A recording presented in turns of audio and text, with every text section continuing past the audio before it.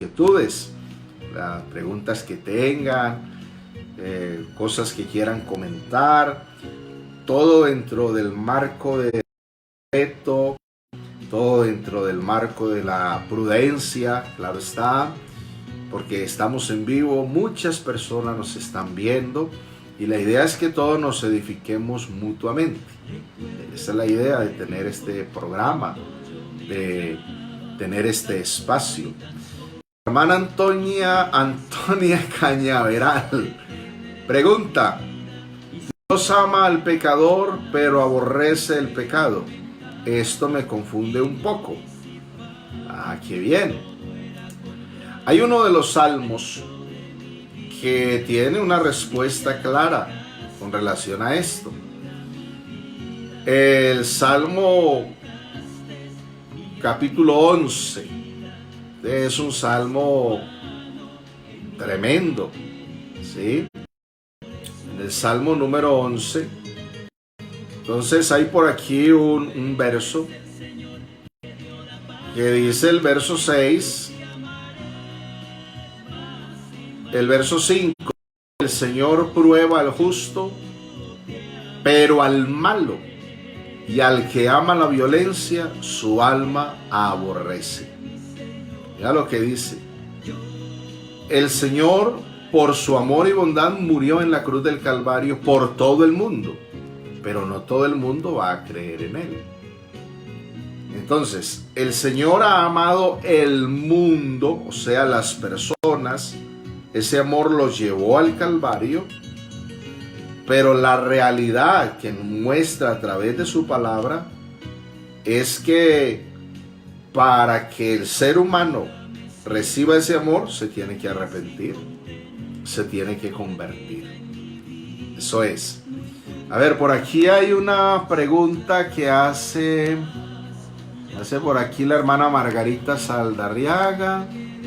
Bueno, está pidiendo a Dios sabiduría, gloria a Dios. La hermana Marta Guzmán pregunta: hermano pastor, mi pregunta es, no tengo la promesa del Espíritu Santo, ¿me puedo quedar? Esa inquietud la tienen algunos hermanos también. Cuando dicen, bueno hermano, no he recibido el Espíritu Santo, lengua, ¿será que si el Señor viene yo me quedo? Recordemos el texto bíblico de Marcos capítulo 16, verso 15 y 16, que dice: id por todo el mundo y predicad el evangelio a toda criatura. El que creyere y fuere bautizado, éste será salvo, mas el que no creyere será condenado. Entonces, si usted se ha arrepentido, usted ha creído al Señor, se ha convertido al Señor, se ha bautizado en el nombre de Jesús y está fiel al Señor, cuando el Señor venga, usted no se va a quedar, el Señor se la ha de llevar. Ahora, la obra del Señor es perfecta. Creo que Él que comenzó en usted la buena obra, Él la va a perfeccionar hasta el día de su venida. Eso es lo que nos dice la Escritura. Por aquí el hermano Dairo Martínez pregunta: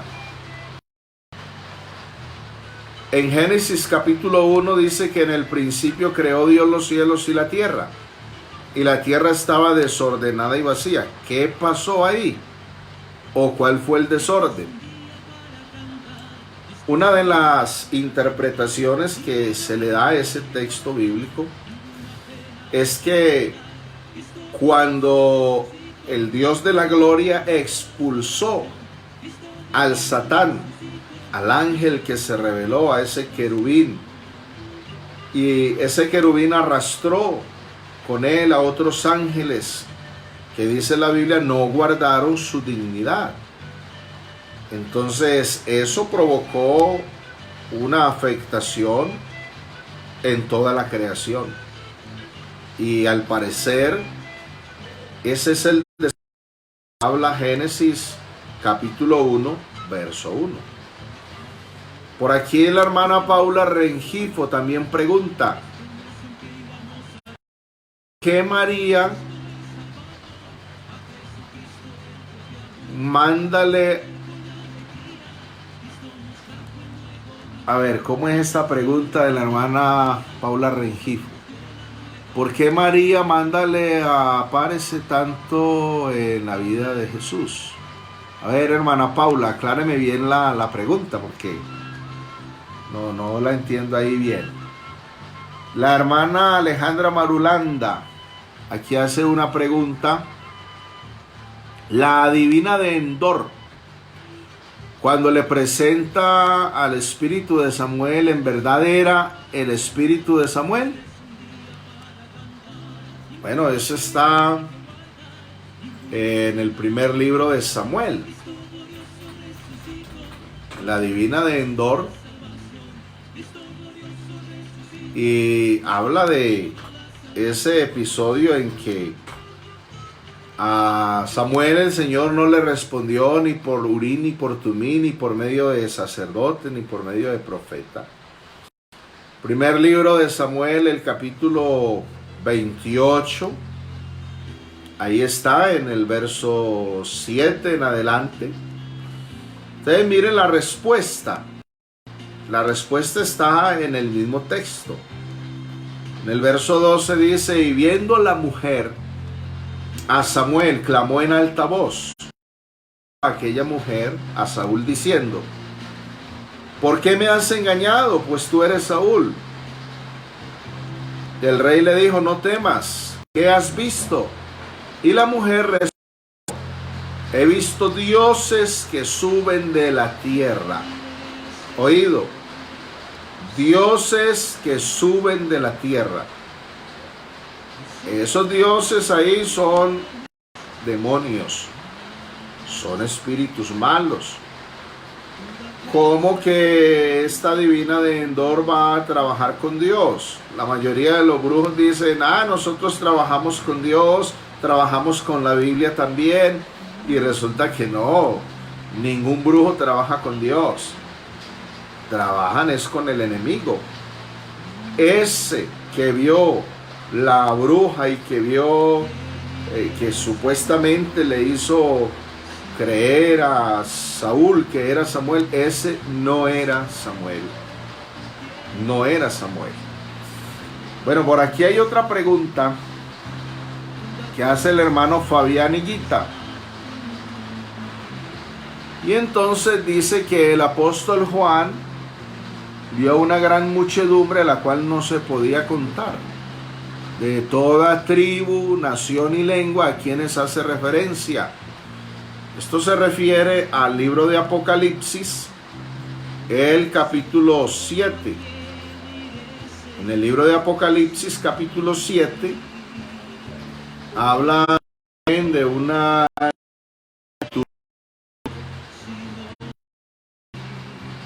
Ahí aparece una multitud vestida de ropas blancas, pero también en el mismo libro de Apocalipsis se habla de 7, el verso 9. Hay que leerse todo este capítulo. Dice: después de esto miré, y he aquí una gran multitud, la cual nadie podía contar, de todas las naciones y tribus, pueblos y lenguas, que estaban delante del trono y en la presencia del Cordero, vestidos de ropas blancas, con palmas en las manos. Bueno, esa multitud clama, adora al Señor. Y la misma pregunta que hace el hermano Fabián se la hizo el ángel al apóstol Juan, en el verso 13. Bueno, se la hizo uno de los ancianos. Dice: entonces uno de los ancianos habló diciendo: estos que están vestidos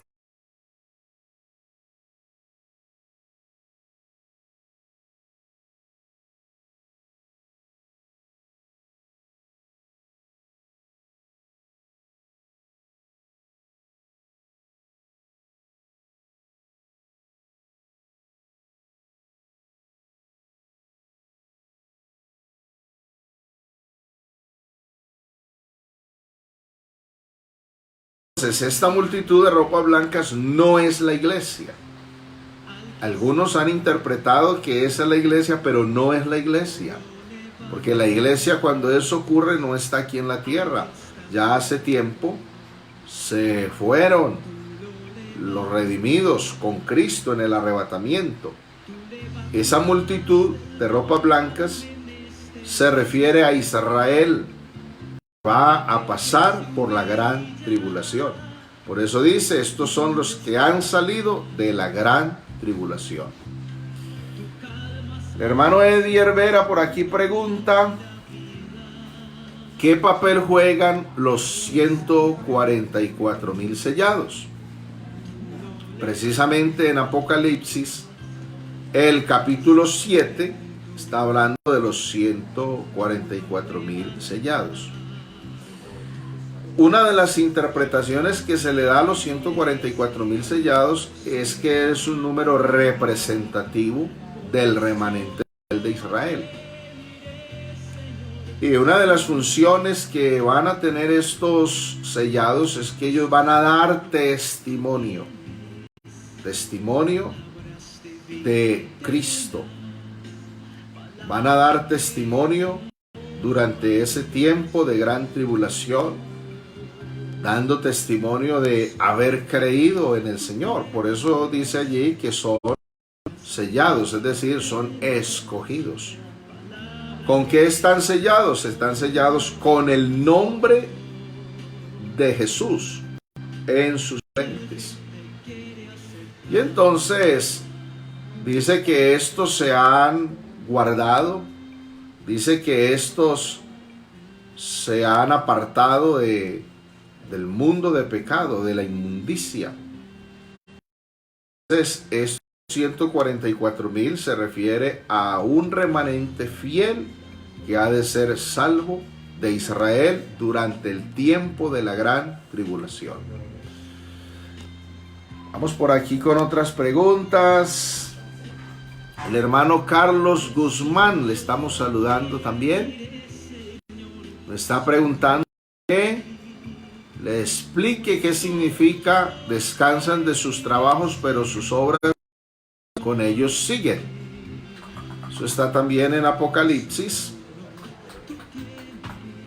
Y en el libro de Apocalipsis se habla de aquellos que han tenido una labor, un trabajo, y que llega el momento en que parten de este mundo, pero el trabajo que ellos hicieron es como un testimonio. Es como un testimonio a la gente, testimonio de lo que ellos han hecho. Dice Apocalipsis 14, el verso 13, y oí una voz que desde el cielo me decía, escribe, bienaventurados de aquí en adelante los muertos que mueren en el Señor. Sí, dice el Espíritu, descansarán de sus trabajos, pero sus obras con ellos siguen. Entonces es un testimonio, el trabajo, la labor que alguien de Dios hace.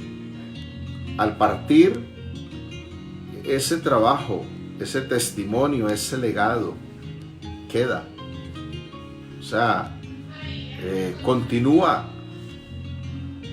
Queda, por así decirlo, una herencia espiritual, una herencia de ese ministerio, de esa labor que han hecho. En cierta manera, aún en nuestros días. Tenemos grandes maestros de la palabra del Señor, grandes predicadores, misioneros, que han enseñado, han predicado la palabra, han fundado iglesias, han formado líderes, han sacado obreros a la obra, han hecho un gran trabajo. Ellos murieron, pero sus obras con ellos siguieron. Es decir, nos ha quedado un legado de esos hombres de Dios. ¿Qué otra pregunta hay por aquí? La hermana Milena Madrid pregunta, ¿el enemigo tiene poder de hacer milagros? Efectivamente, el enemigo tiene poder para hacer milagros. ¿Dónde encontramos la respuesta? Está en 2 a los Tesalonicenses, el capítulo 2. Fíjese bien lo que dice allí. Verso 9. Está hablando del hombre de pecado. Y el hombre de pecado tendrá el espíritu del Satán dentro. Entonces dice, inicuo cuyo advenimiento es por obra de Satanás, con gran poder y señales y prodigios mentirosos, y con todo engaño de iniquidad para los que se arrepienten, por cuanto no recibieron el amor de la verdad para ser salvos. Fíjese bien, hay milagros mentirosos. Esos son los milagros que el enemigo hace, porque él no puede hacer nada bueno. Todo lo que hace es malo, es mentira. ¿Qué otra pregunta tenemos por aquí? El hermano Jason León, mis saludos. La pregunta de la hermana Paula Rengifo es: ¿por qué María Magdalena aparece tantas veces en la vida de Jesús? Ahora sí ya le entiendo mejor la pregunta. En los evangelios, especialmente en el evangelio de Juan, encontramos que el Señor había hecho una obra especial en la vida de esta mujer. Dice que echó de ella 7 demonios. Entonces, de un lado, ella estaba agradecida. Encontramos en el evangelio de Lucas que muchas mujeres que habían sido sanadas por Jesús le seguían y le servían de sus bienes, en amor, en gratitud. Hay por ahí un evangelio falso, que es el evangelio de Judas, evangelio apócrifo, es decir, que no es inspirado por el Espíritu Santo, donde acomodan a María Magdalena como novia de Jesús, pero eso es una blasfemia, eso es un error. Jesús no vino a este mundo a tener una novia de carne y hueso, a tener unos hijos de carne y sangre. No, Jesús vino a salvar a los pecadores y a tener una iglesia para luego llevarla con él. María Magdalena aparece en varios episodios porque el Señor hizo una obra especial de salvación en ella. Y en el Evangelio según Juan capítulo 20, Jesús se aparece y la encarga de ir a decirle a los demás que Él está vivo, que Él ha resucitado. Esto también es soberanía de Cristo. Se le apareció primero a las mujeres antes que a los apóstoles. Las mujeres fueron las primeras en ir a llevar el mensaje de la resurrección. Muy bien, ¿qué otra pregunta hay por aquí? La hermana Eliana Rivera González, mi saludo para ella. Dice, ¿por qué dice que juzgará a los vivos y a los muertos? Hay personas que no van a morir. Muy bien. Esto de juzgar a los vivos y a los muertos, efectivamente tiene que ver con los que ya murieron y van a ser resucitados para ser juzgados. Y de esto también habla Apocalipsis, el capítulo 20, donde habla de la resurrección. Y dice que los muertos vinieron o fueron enviados del Hades, o sea, el reino de la muerte, del mar. Entregó sus muertos. Y Juan vio a los muertos grandes y pequeños de pie ante el trono blanco para ser juzgados. También entonces dice que, segunda Timoteo capítulo 4, verso 1, Pablo escribe a Timoteo y le dice: te encarezco delante de Dios y del Señor Jesús el Cristo, que juzgará a los vivos y a los muertos en su manifestación y en su reino. Entonces hay unos vivos que van a ser juzgados en ese cuerpo de carne y sangre en el momento de ser juzgados. Y hay otros muertos que han de resucitar para ser juzgados. Ahora, no quiere decir que no van a morir. Claro que van a morir. Porque es que morir es una ley que el Señor estableció. Así está establecido para el ser humano, que muera una vez y después de esto venga el juicio. Dice por allá Hebreos capítulo 9, verso 27. Entonces, al final será lo que es la segunda muerte. Al lago que arde con fuego y azufre por no haber creído al evangelio y no haber recibido el amor de la verdad, no haberlo obedecido para ser salvos. Bien, vamos con otra pregunta por aquí. Dice, vamos por aquí, ¿qué otras inquietudes tienen? Saludos para la hermana Alexandra Gil. Y entonces, si una persona es buena, recta de corazón ante Dios, pero no se bautiza en el nombre de Jesús, ¿no es salva? Mire lo que dice otra vez, Marcos capítulo 16, verso 15 y 16. Y Jesús les dijo a los discípulos, a los apóstoles, id por todo el mundo y predicad el evangelio a toda criatura. El que creyere y fuere bautizado, éste será salvo. Mas el que no creyere será condenado. Nadie puede ser recto y bueno y recto de corazón si no nace de nuevo. Jesús dijo, es necesario nacer de nuevo para ver el reino de Dios. Es necesario nacer del agua y del Espíritu para entrar en el reino de Dios. Nadie puede ser bueno y de corazón recto si no recibe a Cristo en su corazón para poder ser hecho nueva criatura. Por eso Cristo dijo, de modo que si alguno está en Cristo, nueva criatura es. Las cosas viejas pasaron, he aquí todas son hechas nuevas. O sea, fuera de Cristo nadie puede ser bueno, nadie puede ser recto. Fuera de Cristo no hay salvación. La salvación es en Cristo. ¿Qué otra pregunta tenemos por aquí? Y saludo para la hermana Liliana Galeano. Mi saludo para Jorge Valencia.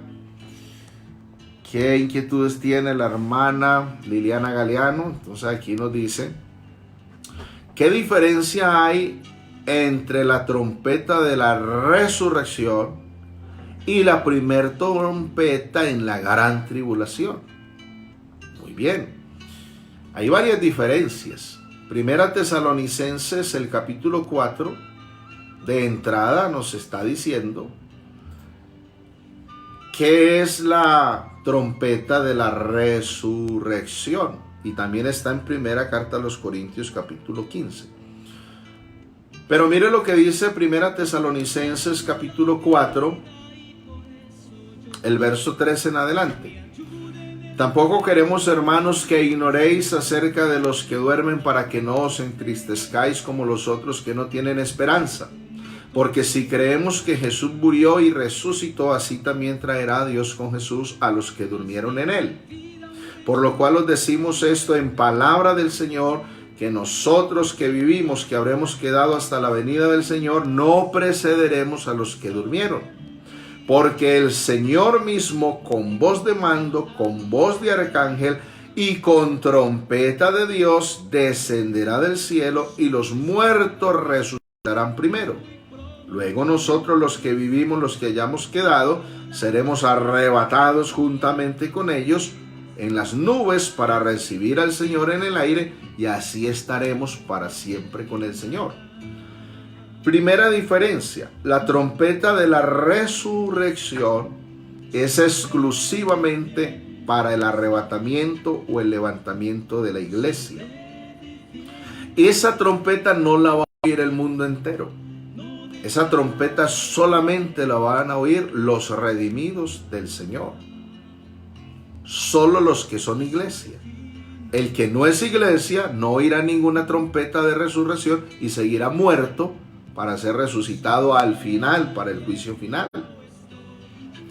Otra diferencia que encontramos es que la primer trompeta de la gran tribulación, pues entonces está hablando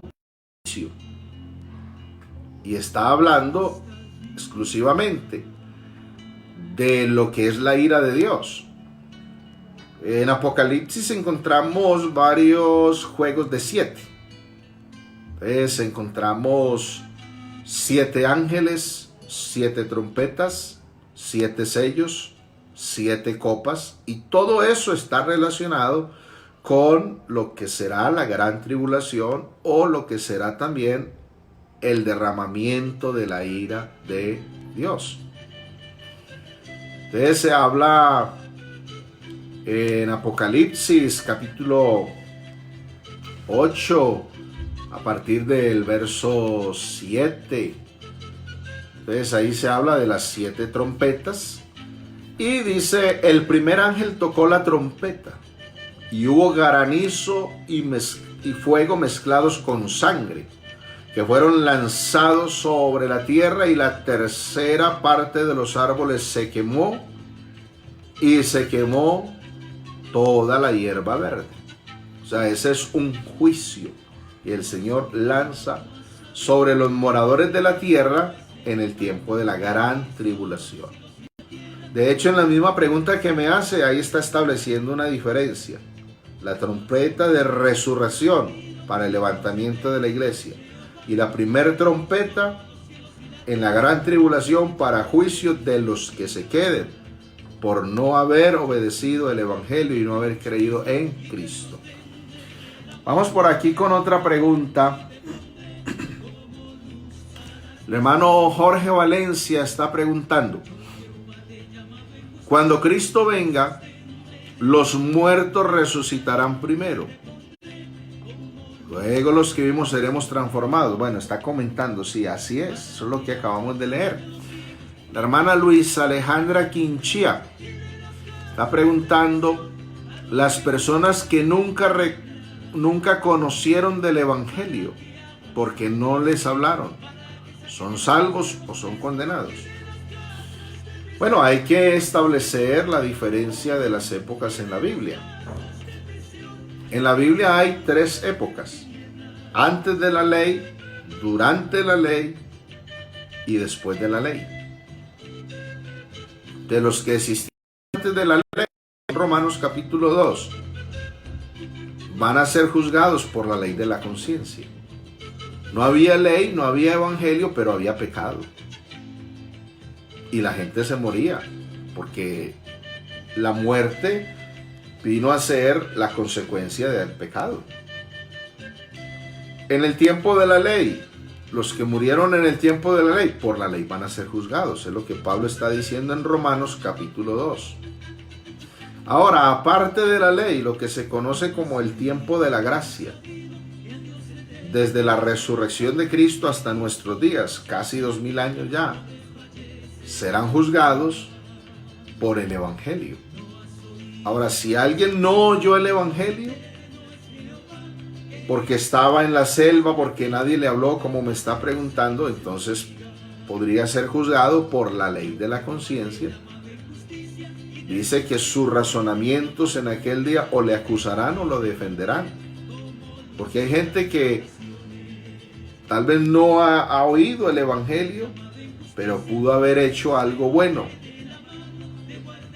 Dice que sus razonamientos le acusarán o le defenderán. Entonces, ahí el soberano, el justo, es Cristo el Señor. Él sabe cómo va a juzgar a cada uno según la época en que vivió. Vamos con otra pregunta. Y saludo para la hermana Janet Pérez. Y saludo para la hermana Joana Jaramillo, para la hermana Miriam Caro. Saludos a Omar Murillo. Estamos orando por usted, su familia, que se entreguen al Señor, se conviertan al evangelio. Por aquí entonces, ¿qué más quiere preguntar?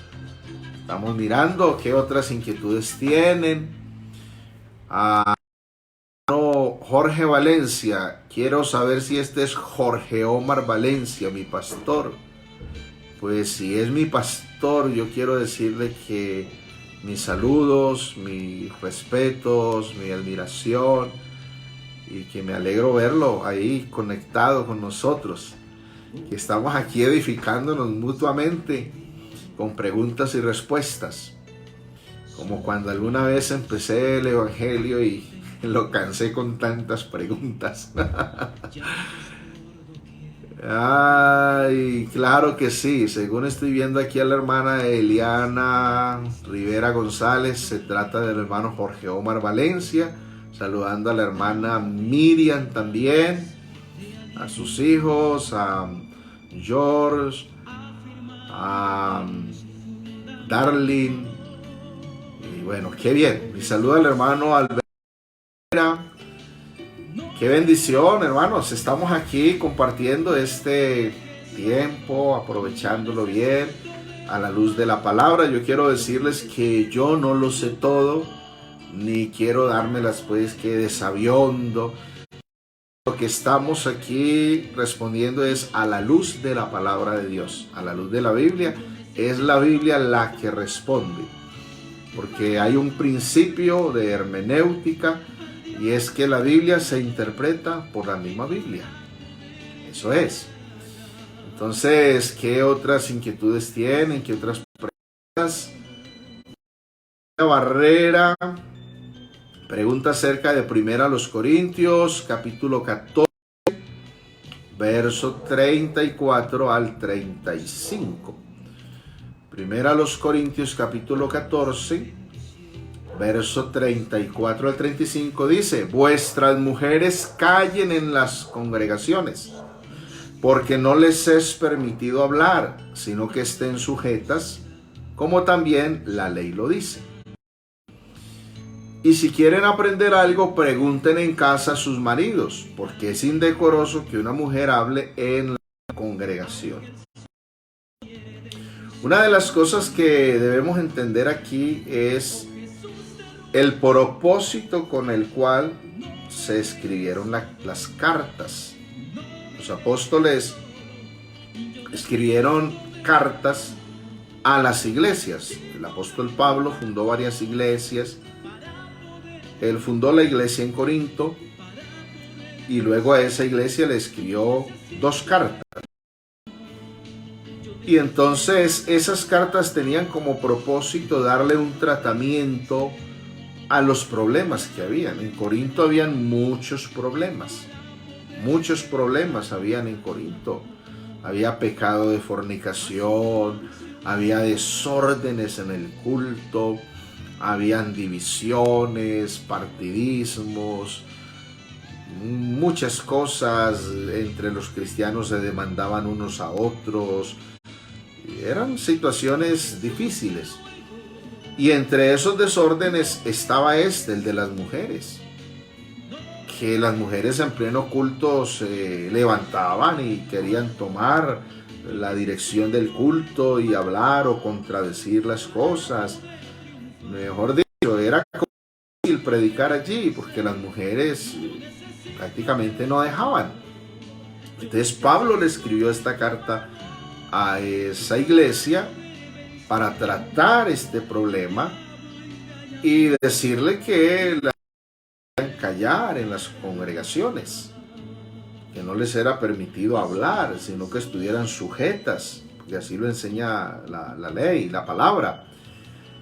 Pero fíjense un detalle: si querían aprender algo, que le preguntaran al marido en casa. Y si el marido era inconverso y no sabía nada de la Biblia, ¿podrá un inconverso enseñarle a una mujer sobre las inquietudes que tenían, sobre las preguntas? Por ejemplo, todas estas preguntas que ustedes están haciendo, si esto lo hace una mujer y en la casa le pregunta al marido y el marido es un borracho, es un fumador, es un incrédulo, ¿él podrá responderle alguna de esas preguntas? Para nada. Hoy, gracias a Dios por las mujeres que tenemos en la iglesia. Yo personalmente soy un partidario de que la mujer también es bendecida por el Señor. que está en una igualdad con el hombre delante de la presencia del Señor, y que el Señor también las puede usar para aconsejar, para darnos una conferencia, para darnos una enseñanza. Eso sí, dentro de ese orden. Es que lo que Pablo está diciendo es que en el culto tiene que haber un orden. Dígame un pastor o un predicador predicando y que 4 o 5 mujeres se levanten en la iglesia y digan, eso no es así, yo no estoy de acuerdo, y bueno, ¿y qué es lo que quiere decir tal cosa, tal otra? Se volvería un desorden. Entonces el culto debe tener un orden porque es para la gloria del Señor y es para la edificación de la iglesia. Bueno, mis saludos al hermano Weimar Jaramillo, a la hermana Marujita Correa, nos apreciamos en el Señor. ¿Qué otra pregunta tienen por aquí? Se me estaba pasando. Saluda al hermano Arles Vélez, al hermano Alberto Mancera. Que el Señor lo bendiga, lo ayude, lo guarde. Bueno, el hermano Alberto Mancera hace una pregunta aquí que está en 1 Corintios, el capítulo 15. Pregunta el hermano Alberto Mancera, ¿cuándo termina el oficio como hijo? Hablando de Jesús. Muy bien. 1 Corintios, el capítulo 14, el verso 22 hasta el 28. Escuche cómo dice esta palabra del Señor. Porque así como en Adán todos mueren, también en Cristo todos serán vivificados, o sea, resucitados. 1 Corintios capítulo 15 está hablando de la resurrección. Verso 23, pero cada uno en su debido orden. Cristo, las primicias. Luego los que son de Cristo en su venida. Eso es lo que se llama la primera resurrección. La primera resurrección comenzó con Cristo. Continuará con la iglesia y terminará con los muertos de Israel durante la gran tribulación, que crean que al final son resucitados para entrar al milenio. Esa es la primera resurrección. Dice, luego el fin, cuando entregue el reino al Dios y Padre, cuando haya suprimido todo dominio, toda autoridad y toda potencia. Porque preciso es que Él, o sea Cristo, reine hasta que haya puesto a todos sus enemigos por estrado de sus pies. Y el postrer enemigo que será destruido es la muerte. Entonces, ¿cuándo termina Cristo su oficio de hijo? Lo terminará al final del reino milenial, al final de ese juicio final del gran trono blanco, donde la muerte y el Hades serán echados al lago que arde con fuego y azufre. Está diciendo que el último enemigo en ser destruido es la muerte. Entonces, Cristo como hombre vino a este mundo para que en su cuerpo de carne fueran llevados todos los pecados, todas nuestras enfermedades, sufriera todas nuestras dolencias, hiciera la obra de la redención en la cruz del Calvario. Era posible que en ese cuerpo de carne se hiciera la obra de la redención. Necesitaba manifestarse en carne para poder salvarnos, porque un espíritu no tiene carne ni huesos, menos va a tener sangre. Entonces, como hombre, Cristo vino y enfrentó unos enemigos. Cristo como hombre enfrentó el pecado. Cristo como hombre enfrentó al Satán y a los demonios. De tal manera que Cristo, según Mateo capítulo 4, cuando enfrenta al Satán no lo enfrenta como Dios, porque el Satán no es rival para Dios. El Satán es solamente una criatura que es limitado. No puede hacer cosas si el Señor no se lo permite. Entonces, en ese cuerpo, Cristo como hombre enfrentó al Satán en ese cuerpo como hombre, sufrió toda tentación, pero salió vencedor. En ese cuerpo Él hizo la obra de la redención. Ese cuerpo Él lo resucitó. En ese cuerpo subió a los cielos para ser glorificado. Y en ese cuerpo o en esa función de hijo volverá por segunda vez para reinar sobre la tierra 1000 años y luego sentarse en su trono de justicia o trono blanco para juzgar. Y cuando Él termine ese juicio, ahí terminará su función como hijo. Ya Cristo será todo en todos. Termina la función de hijo. Eso es. Vamos a mirar qué otra pregunta tienen por acá los hermanos. Están haciendo preguntas muy interesantes. Aquí está el hermano John Freddy Bustamante que pregunta, el amigo simpatizante Nelson está preguntando sobre aclarar Gálatas capítulo 2 y el verso 12. Entonces Gálatas capítulo 2, el verso 12, dice: pues antes que viniesen algunos de parte de Jacob, comía con los gentiles, pero después que vinieron se retraía y se apartaba porque tenía miedo de los de la circuncisión. Aquí está hablando del apóstol Pedro. Pablo está hablando del apóstol Pedro. El apóstol Pablo tenía el ministerio de la predicación del evangelio a los gentiles. El apóstol Pedro tenía el ministerio de la predicación a los judíos, o los israelitas, o los hebreos, la gente que había vivido bajo la ley. ¿Qué pasaba? Que Pedro, entonces, habían días que se juntaba con los gentiles, compartía con ellos, estaba con ellos. Pero entonces, cuando vinieron los hermanos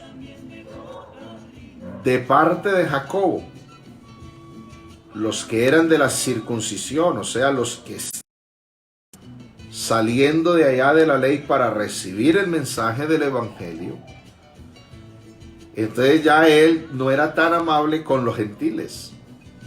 O sea que con los gentiles era uno y con los hermanos judíos era otro.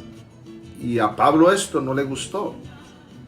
Por eso dice que lo resistió cara a cara, lo encaró. Que era de condenar. O sea que el asunto fue serio, fue grave. Y Pablo lo reconvino. Porque, ¿qué era lo que estaba haciendo con eso Pedro? Estaba cayendo en el error de judaizar. Cayendo en el error de judaizar. Mire lo que dice ya el verso 14, en el verso 13. Y en su simulación participaban también los otros judíos. O sea que eso estaba creando un problema en la iglesia. De tal manera que aún Bernabé fue también arrastrado por la hipocresía de ellos. Eso es tremendo porque Pablo ahí llama a Pedro, a Bernabé y a otros, los llama hipócritas.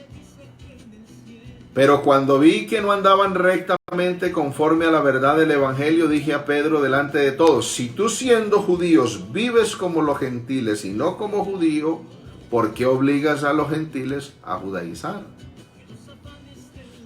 O sea que estaba delicado el asunto.